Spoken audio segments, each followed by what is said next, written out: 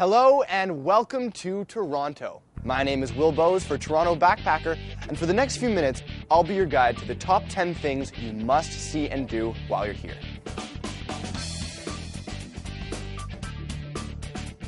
A great way to start off the day is breakfast at Frans restaurant. Described as the restaurant that never closes, Frans is open 24 hours a day, every single day of the week.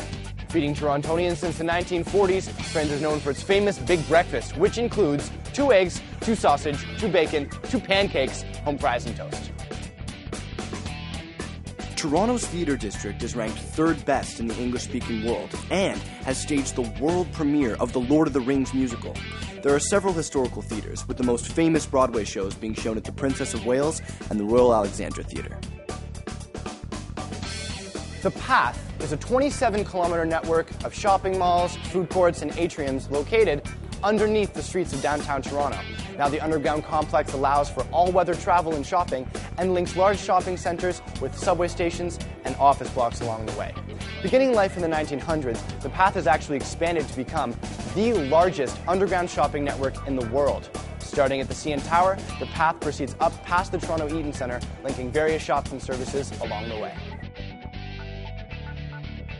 Toronto's Chinatown is one of the largest in North America and spreads from Dundas Street West across Toronto.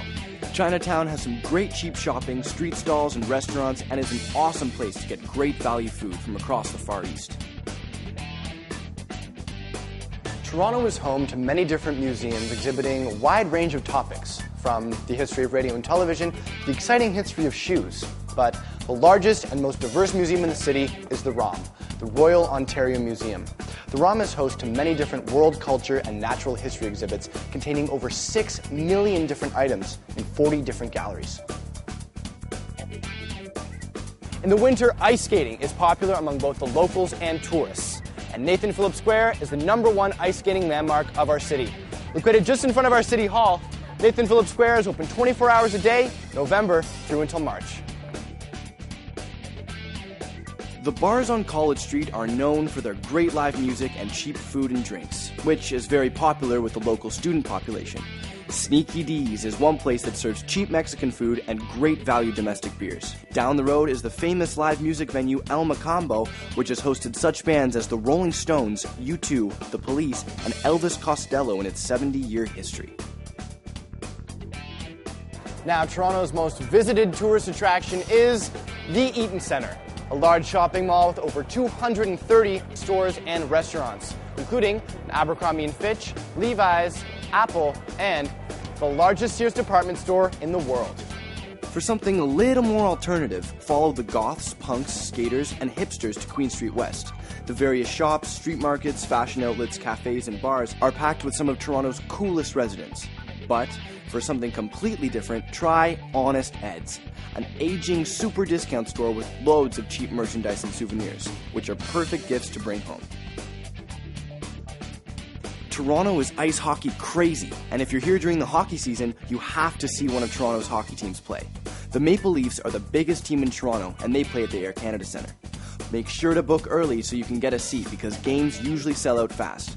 But if you're outside the hockey season, you should go to see the Toronto Blue Jays at the 67,000-seater Rogers Centre Stadium. Here we are at the top of the world. Last but not least, the #1 thing to do in the city is obviously the CN Tower. CN Tower is Toronto's staple, and it's on every postcard, every poster, and every photo album you'll find of the city. Originally built in 1976 and intended to be a broadcast antenna for radio and television, it's clearly evolved to include a glass floor, a glass elevator, 2 different observation decks, and a revolving restaurant. The Guinness Book of World Records lists the CN Tower as the world's tallest freestanding tower, and the Sky Pod is the world's 2nd highest public observation deck, which on a clear day lets you see as far as Niagara Falls and the US. Alright guys, that's it from me. Make sure you check out the rest of your Toronto Backpacker app to ensure you get the most of your city experience. Thanks for joining me. I'm off to do some shopping.